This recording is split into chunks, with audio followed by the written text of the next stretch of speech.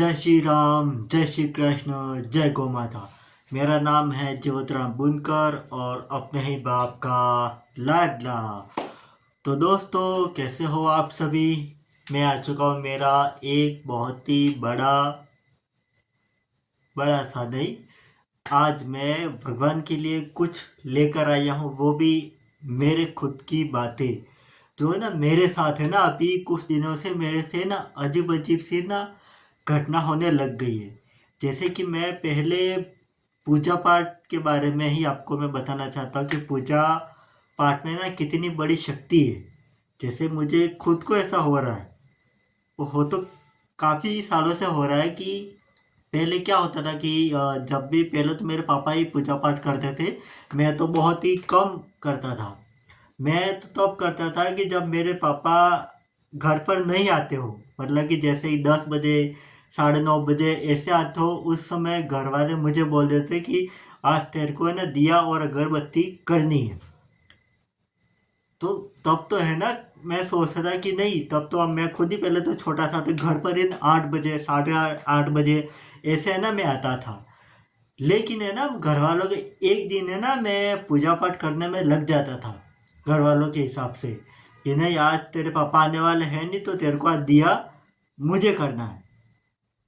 तो घर वाले तो बोलते थे सीधा कि नहीं, दिया तेरे को करना है। मैं अंदर अंदर सोचता था कि आज तो दिया करूँगा मैं, मुझे ही करना है। और घर वाले भी मुझे सामने से बोल देते थे कि नहीं, आज तेरे को ही करना है। तो ये मेरा ऐसा ना मेरा चलता गया था। तो जब जब पापा नहीं होते घर पर, तब तक मुझे दिया करना पड़ता था। ये ऐसे मेरा चलता गया चलता गया चलता गया। फिर है ना उसके बाद से ना फिर भगवान के ऊपर है ना मेरा विश्वास थोड़ा होने लगा। क्योंकि है ना जब भी है ना मैं मुसीबत में होता, तो तब भी है ना भगवान को मैं प्रणाम करके जाता हर समय कि भाई यहाँ पर है ना मुझे बचा लेना बचा लेना बचा लेना। फिर काफ़ी हद तक जो मैं सोचता था कि नहीं, ये इतना लंबा या इतना ज़्यादा हो सकता होगा, लेकिन उस समय ना वो होता नहीं और उस तक हो जाता, मतलब कि कम हो जाता। मतलब कि जहाँ मैं सोचता हूँ कि नहीं, ये हादसा ज़्यादा होता, लेकिन जब भी है ना मैं घर में आके जब भी है ना प्रणाम वगैरह पूजा पाठ करके मैं जाता, तो उससे ना हादसा ना मुझे कम देखने को मिलता। तो ये ऐसे तो चलता रहा, लेकिन मुझे कभी भी ना समझ में नहीं आया कि ये चीज़ें होती है तो होती है ऐसा क्यों। पूजा पाठ करने से ज़्यादा इतना होता है, या पूजा पाठ नहीं करने से ऐसा होता है कि अपने ऐसे भाग्य के अंदर ऐसा लिखा हुआ होता है, क्या होता है, कुछ भी है ना समझ में नहीं आता है। लेकिन है ना मैं एक चीज़ मैंने नोटिस की है कि भाई जो हमारा जो सनातन जो धर्म है, कि वहाँ पर आप जैसा कर्म करते हो वैसा आपको मिलता है, और जैसा आप रखते हो वैसा ही आपको भुगतना होता है। तो मैं ना हमेशा है ना हर चीज़, जब से पूजा पाठ उसके बाद मैं करने लगा, फिर और करता गया, फिर थोड़ा बड़ा भी होता गया। बड़ा बड़ा होते होते ना मुझे एक चीज़ और समझ में आने लग गई कि सुबह सुबह मैं नहा लेता था, तो सुबह सुबह मैं खुद ही है ना पूजा पाठ करने लग जाता। मतलब कि जो दिया विया जो पहले पापा करते थे, वो मैं करने लग गया था। पूजा पाठ सिर्फ और सिर्फ करनी है करनी है करनी है। फिर पूजा पाठ मैं करता गया। और मुझे है ना अंदर से इतना, मतलब कि स्ट्रांग, मतलब कि जो बोलते हैं ना अंदर से, मतलब कि ताकतवर है, अंदर से जो पूरा अपने कंट्रोल में होता है, वैसी फीलिंग मेरे साथ आने लगी। तो मैं है ना सबसे पहले आपको यही मैं बोलना चाहता हूँ कि आप है ना सबसे पहले भगवान की पूजा करो। और जो भी पढ़े लिखे जितने भी हैं, वो पढ़े लिखे हैं, लेकिन वो सिर्फ और सिर्फ अपने ज्ञान तक ही सीमित है। लेकिन आज क्या होगा, कल क्या होगा, परसों क्या होगा, तरसों क्या होगा, वो सिर्फ और सिर्फ है ना वो भगवान ही जानते हैं। और उन्होंने एक बार जो भी कर दिया, तो पढ़ा लिखा इंसान भी उनके सामने शून्य है, और जो भी शून्य इंसान है वो भी बहुत बड़ा इंसान है। तो आप लोगों ने ना कहीं एक बार देखा होगा कि जो स्कूल में है ना, स्कूल में वो जो पढ़े लिखे ज़्यादा, मतलब कि नंबर लाते हैं ज़्यादा, 80% 90% जितने भी लाते हैं, वो बड़े होकर है ना कुछ भी उखाड़ नहीं पाते। मतलब उखाड़ तो मतलब कि ज़्यादा कोई पोस्ट है, ज़्यादा कोई भी ऐसा कि लोगों को और फ़ायदा हो सके, ऐसा कोई भी है ना नहीं कर पाता है। और जो मिडिल क्लास वाला होता है, जिसके मतलब कि 60 65 55 50 नंबर आता है, वो मतलब कि उससे 10 साल बाद या 20 साल बाद बहुत बड़ा काम कर जाते हैं। और आपने देखा होगा कि घर पर है ना उनके ही ना सबसे ना बड़े बड़े ना घर आपको ना देखने को मिलते हैं। तो ये चीज़ें होती इसलिए हैं कि आपको ना आप कभी भी अंदाज़ा नहीं लगा सकते हो कि बचपन में चीज़ें जो होती है वो शिक्षा के मामले में या फिर पूजा पाठ करने के मामले किसी के भी मामले में होती है, वो बड़ी होकर ना आपको अलग अलग तरीके से आपको फैलने को अलग अलग तरीके से ना आपको ना देखने को मिलती है कि नहीं। तो आप लोगों को मैं एक और मैं बात बताता हूँ कि मेरे खुद का जो अनुभव है वो मैं बताता हूँ कि आपको हमेशा ना भगवान के सामने पूजा पाठ करनी है, भगवान की अच्छे से देखभाल रखनी है। और साथ ही साथ आप यकीन ना मानो, आपके बुरे वक्त में आपका कोई साथ दे या ना दे, लेकिन भगवान ज़रूर है ना आपको है ना साथ देता है। ये चीज़ मैंने खुद ने नोटिस की है। अब कैसे किए कब किए वो तो जब भी है ना मैं अगली बार जब भी है ना मैं वीडियोस में बताऊंगा तो वैसे वैसे मैं ना आपको मैं बताता जाऊंगा। लेकिन आप पूजा पाठ करना मत छोड़ना, और पूजा पाठ करने से आपके हालात और सुधरेंगे। आपका जो दिमाग के अंदर जो स्ट्रेस है, जो भी आप बोलते हो कि मेरा ये दुख है मेरा वो दुख है, वो धीरे धीरे कम होता जाएगा, है कि नहीं।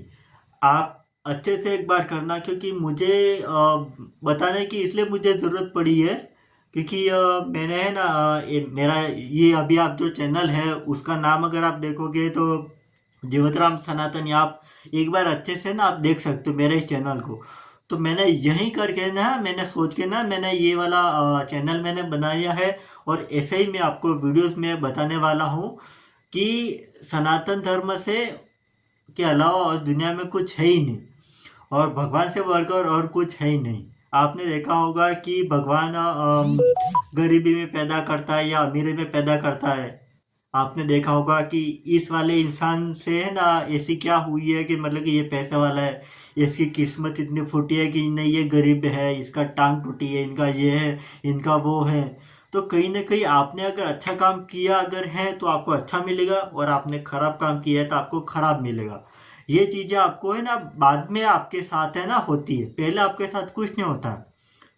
ये बात आप जैसे आप शिक्षा के मामले मामले में अगर आप देखते हो ना, तो जो पढ़ने वाले बच्चे जो होते हैं 10वीं 11वीं और 12वीं, ये सटीक उदाहरण है। जो शिक्षित ज़्यादा हो गए हैं वो भगवान को मतलब कि कुछ भी बोलते रहते हैं। उनका जो उदाहरण मैं लेता हूँ, जो 10वीं और 12वीं में आपने देखा होगा कि जिसके भी परसेंटेज ज़्यादा होते हैं तो उसको होशियार बोला जाता है, उसको समझदार बोला जाता है। और साथ में ये ना उसको डंडे भी कम खाने पड़ते हैं या अब उसको मार भी कम खानी पड़ती है, आपने देखा होगा। तो जो जितने भी पढ़े लिखे और अच्छे जितने भी होते हैं वो सीधे घुस जाते कहाँ पर, सरकारी नौकरी में घुस जाते हैं। तो वहाँ कोई पटवारी कलेक्टर ये वो फलाना ढिलाना बस है ना ऐसे बनते रहते हैं, आपने देखा होगा तो। ठीक है। और दूसरी बात एक और होती है कि जितने भी मिडिल क्लास मतलब कि जो पढ़ने इतना ज़्यादा मतलब कि पढ़ते हैं नहीं या ज़्यादा कुछ भी ज़्यादा इतना नहीं करते, वो बच्चे आप देखना कि कहीं ना कहीं है ना वो नेताओं में घुस जाते हैं। तो पढ़ा लिखा इंसान वो वहाँ पर चला जाता है अपना शिक्षा के मामले में। मिडिल क्लास वाले जितने भी होते हैं वो चले जाते हैं वो राजनीतिक में मतलब कि पॉलिटिक्स के अंदर चले जाते हैं। ठीक है। और लास्ट में एक बार जो मतलब कि ढस होते हैं, जो अपन कहते हैं ना एकदम कुछ काम का नहीं, उसको लिखना नहीं आता ये नहीं आता वो फलाना ढिलाना, वो उद्योगपति है ना वो बन जाते हैं। आपने अगर वास्तव में अगर वो चीज़ देखी होगी तो वो आप देख लेना। उद्योग कौन करता है, जो मतलब कि कुछ आता नहीं है वो उद्योगपति करता है। ठीक है। तो आपने देखा होगा कि सबसे पहले समझदारी है, सबसे अच्छा समझदार इंसान जितने भी होते हैं वो चले जाते हैं वो सीधा शिक्षा में, और जो मिडिल वाले होते हैं वो चलते हैं वो अपने राजनीतिक के अंदर। ठीक है। और जितने भी उसके बाद मतलब कि जो कम परसेंटेज होते हैं वो चलाते हैं, वो करते हैं व्यापार करते हैं उद्योग करते हैं। तो यहाँ पे सिस्टम बदल गया। सबसे पहले कौन थे, पढ़े लिखे ज़्यादा नंबर वाले, फिर उसके बाद कौन आए, अपने राजनीतिक वाले मतलब कि जो नेतागिरी में घुसते हैं वो, और साथ में उसके बाद कौन आ गए, उद्योगपति। ठीक है। तो वहाँ पर उनका शिक्षा वाले का दर्जा ज़्यादा होता था और कम पढ़े लिखे और मिडिल वाले को उनको पीछे धकेला जाता। लेकिन यहाँ पर है ना लास्ट में जाके ना उल्टा हो जाता है।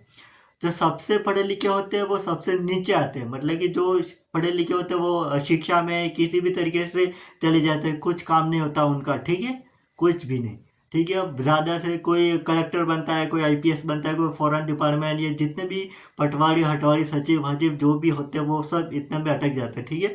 और उनको कौन चलाता है? राजनीतिक, मतलब कि जो नेता होते हैं ना वो चलाते हैं, मिडिल क्लास वाले जो होते हैं वो पढ़े लिखों को चलाते हैं। आपने देखा होता है भाई, तू वहाँ पे चला जा, तेरी ड्यूटी वहाँ पर लगी, तेरा जो ट्रांसफ़र है वो मैं हटा दूंगा, वो करा दूंगा, वो करा दूंगा, ठीक है। और उनके ऊपर कौन आते हैं? उद्योगपति। उद्योगपति पैसा वाला होता है, आपने देखा अगर होगा तो देख लेना आप, अच्छे पैसे वाला। उसने कहा कि नहीं मुझे यहाँ पे ये करना है, चलो ठीक है, इनका जो ट्रांसफ़र वहाँ पर से इनको हटा दो और इनका जो धंधा है वो वहाँ पे लगा दो। अच्छे से आप है ना नोटिस करना अगर, तो ये चीज़ें हैं ना आपको बहुत ही ज़्यादा भली भली से आपको होता है। तो जो भगवान जो कभी ना कभी कुछ भी करता है तो आप ये मत समझना कि भगवान के सामने आप ये कर दोगे या वो कर दोगे, आपको है ना उसका फल मिलेगा और कहीं ना कहीं से आपको मिलेगा। तो मेरा जो सबसे पहले का जो मेरा उद्देश्य है आपको बताने का कि ये है कि आप भगवान से हमेशा जुड़े रहो और भगवान के पास हमेशा पूजा पाठ करो, सुबह शाम करो, जब भी आपको मिलता है आप मंदिर वगैरह जाया करो, अच्छे से पूजा पाठ करो और सबकी हाथ जोड़ से प्रार्थना करो कि आपको एक सही जगह पर आपको लेके जाएंगे। लेकिन सबसे पहले आपको ये है कि आपको पूजा पाठ मंदिर वगैरह ये सब आपको करना पड़ेगा, जैसे मैं खुद करता हूँ और मैं सामने से मैं बोलता आया हूँ। और अब से तो मैं आपको जब भी मेरी वीडियो आएगी वो ऐसी ही आपको मिलने वाली है। तो मेरे इस चैनल को आप सब्सक्राइब कर लेना और मैं मिलता हूँ आपको अगले वीडियो के अंदर। जय श्री राम।